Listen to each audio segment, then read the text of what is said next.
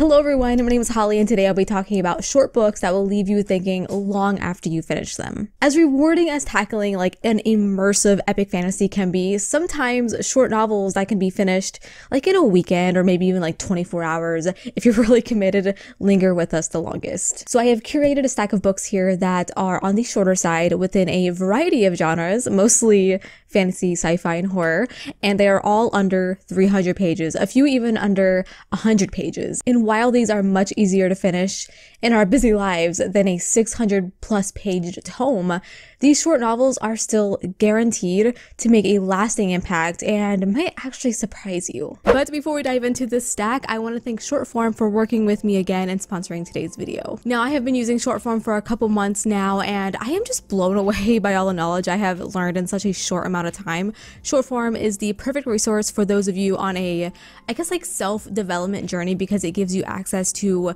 book guides on 1,000 plus nonfiction books. They're seriously like super powered book summaries covering all of the book's key ideas. It's all well explained, plus there's smart commentary and even surveys. A lot of these books are constantly trending in the book community. There are topics such as mental health, relationships, breakup recovery, goal setting, and career success, and so much more. With Shortform, you can learn key points and gain insights you won't find anywhere else. It kind of feels like you're cheating because I don't read nonfiction, so I can just like get the important points in a matter of minutes and still benefit from it. If this sounds like something you might enjoy, I would love for you to try out Shortform. This is why I am offering you a free 5-day trial as well as 20% off the annual subscription if you sign up using my link that will be posted in the description box below. Thanks Shortform for sponsoring today's video. So the first book I want to talk about today is The Crane Husband. This is a very moving and heartbreaking story, all wrapped up in less than 100 pages. It's a dark and grim reimagining of the Crane Wife folktale, which my knowledge of is very, very slim, but I think I can explain it in a way that the story might sound familiar to you. I believe it's actually a Japanese folktale. It takes place in a near future farming community where all the farming is done remotely by controlled drones. We follow a 15-year-old girl who has taken up the mantle in her family after the death of her father through an illness. And since her mother is a starving artist who, in addition, spends most of her time creating these massive tapestries until one day the crane shows up with sharp talons. It's very menacing. It's actually, that paragraph is actually very, very fun to read. Just the author describing what the crane looks like, and her mother falls deeply in love with him. Well, a social worker suddenly enters the picture and the threat arises of losing her family. She has to decide how far she is willing to go to protect those she loves and even her little brother. The daughter is forced to manage the household, raise a child, aka her brother, become the adult in so many different ways. It's dark, it's brutal, trigger warnings galore around abuse, but in a short time, no emotion was wasted. Every scene is critical in building to the climax of the story, and the writing is filled throughout with memorable lines and insights about human nature. It was hauntingly beautiful, very unsettling, which I kind of enjoy those kinds of stories, especially when it comes to horror slash thriller. I don't read much thriller, but just like give me all the weirdness when it comes to horror stories. The weirdness of this story is worked in really well, and the magical realism aspects fit well with the harsh reality and made it interesting because I believe this author is known for her children's books. This is a very stark contrast to that, and I applaud her for it. And up next is Untethered Sky. This is a novella I most recently finished, and I'll be thinking about it for days on end. It's actually the book that inspired this list, and going into it, I knew I was going to love it, but I did not expect how emotionally moved I would be, which is very hard for me to do as someone who is quite heartless. Fondly is able to tell a story about the rise of ambition and dangerous friendship all the way to heartbreak, and I think just over 150 pages. Actually, it's exactly 150 pages. So this follows Esther, a young woman who is on her way to begin her training as a rucker, and a rucker is someone who trains with and is eventually paired with a rock, which is a large bird of prey type animal, obviously the animal that graces the front cover. And this relationship building it's very complex, and it's a very long process.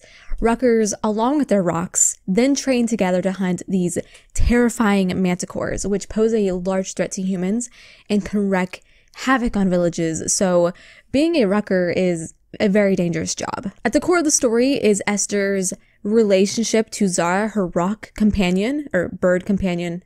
I know when I say rock, it literally just sounds like I'm talking about a rock, but the bird. It's a relationship that always exists on like the edge of a razor blade. It's intense. And I just love these stories about animal partnerships, especially wild ones. We get to see their bond solidify and evolve, but also it never quite loses its danger. I need more of that.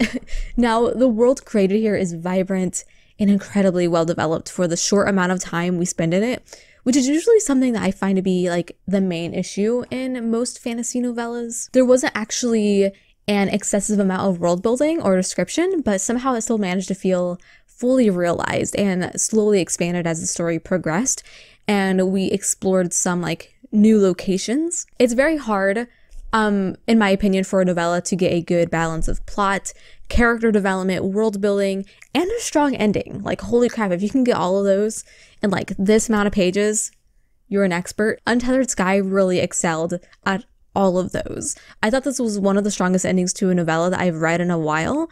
I couldn't have asked for a better ending, and it left me feeling incredibly satisfied with how much it both hurt and was beautiful at the same time. Next up, I am very excited to talk about Never Die. Anytime I get to talk about this book, I'm going to, and I think this is a great list for it to be on, as it's a very short book. As you can see, it also left me with a new favorite author when I read it, so maybe it'll do the same for you. In fact, Rob actually sent me this copy because I rave about it way too much. The story here follows a group of warriors who are tasked by a little boy with defeating this evil emperor who seeks to control the entire kingdom. And all of these warriors possess unique abilities and strengths, and they must work together to overcome the obstacles that lie in their path. In fact, they all grace this cover, so all the characters you see right here are the characters that you're following, and you can't help but love each and every one. So this is one of those times I wish a book was longer so that we could follow this motley crew of characters who develop an awesome friendship. I will recommend this book and series to anyone. It was so fun, fast-paced, exciting. If you want a quick, not intimidating adult fantasy, this is it. If you are brand new to adult fantasy, I will throw this in your face and I will force you to read it. Nothing is overcomplicated. The writing is easy to understand and follow, and yet you come out of it absolutely floored, satisfied, and impacted, which is the whole point of this video. So I had to include it on this list. Alrighty, so now going in the very opposite direction, I have to recommend a horror story and that I really liked, and that is Pinata. Now this is just under 300 pages. I know it's subjective whether one would consider that short, but for me, as someone who reads on average 500-paged books, this is very short to me. So I've been mood reading a lot the past 2 months, and it's led me to some really good reads like this one that maybe I wouldn't normally pick up, but I was just really in the mood for a unique culture-filled horror story, and that's exactly what this is. So this is a story about an ancient Mayan curse being released that can bring about the next apocalypse. The story is about Carmen and her 2 daughters, Luna and Azil. Carmen gets a summer job in Mexico remodeling an old church and converting it to a hotel. So you get like a fixer-upper story element, which I tend to really enjoy a lot in books and even video games actually. But Carmen brings her daughters along, and they discover an old relic that Luna ends up keeping and accidentally unleashes something very, very sinister. So I actually listened to the audio narration to this, and I think that was the way to do it. The narrator had great pacing and added a lot of emotion to the storytelling, which helped. It is a very slow burn story. I know a lot of negative reviews say that this is very, very slow, but I actually really liked it. And also the audiobook helped hear the names of places and objects pronounced as they are supposed to, because I suck at trying to figure out how to pronounce a lot of words. Now, did I love this book? Was it perfect? No, but I found it really satisfying after I finished. There are some horrifying and descriptive scenes, but I think this novel rises above just like all the gore and thrills by bringing a story filled with history. The cover is creepy as hell. And I think it matches the story very well. And I recommend that you give it a try. And if you don't like it, I apologize. You didn't hear it from me. Okay, so I need to talk about A House with Good Bones. It feels wrong to not include a T. King of Fisher book on this list, as she writes great books that are shorter in length. And I'm going to talk about this one, which is one of her most recent releases. Did it come out? I hope it came out. So I feel like if you enjoyed Mexican Gothic, which is one of my all-time favorite books, then you might enjoy this one. This is a Southern Gothic horror story, which feels like this author's specialty, and it involves a plot that unearths deep, dark family secrets. And we follow Samantha, who is between jobs as she returns to her mother's home, only to discover drastic changes in her widowed mother and childhood home. And honestly, this gives off such good Halloween read vibes. There's a witch, there's creepy ravens, actually kind of friendly too. There's a ghost, and our main character who has a good sense of humor through all of the chaos. There's such a good mixture of like creepy as hell, like you'll want to read this with the lights on, but also there's also like a lighthearted feel to it, which made it a really fun combo. It's a really quick read.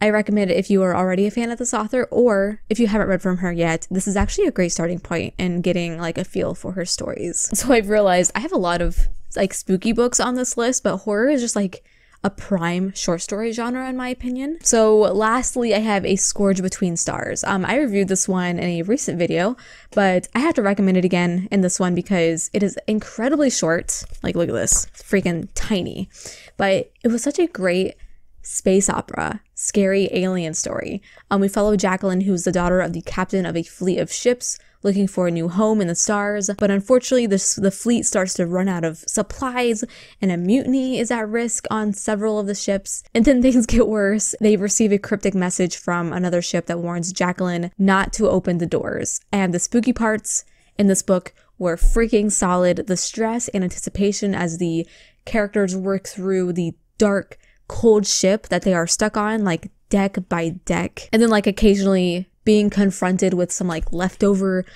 gore or a sudden attack really ramped up the tension.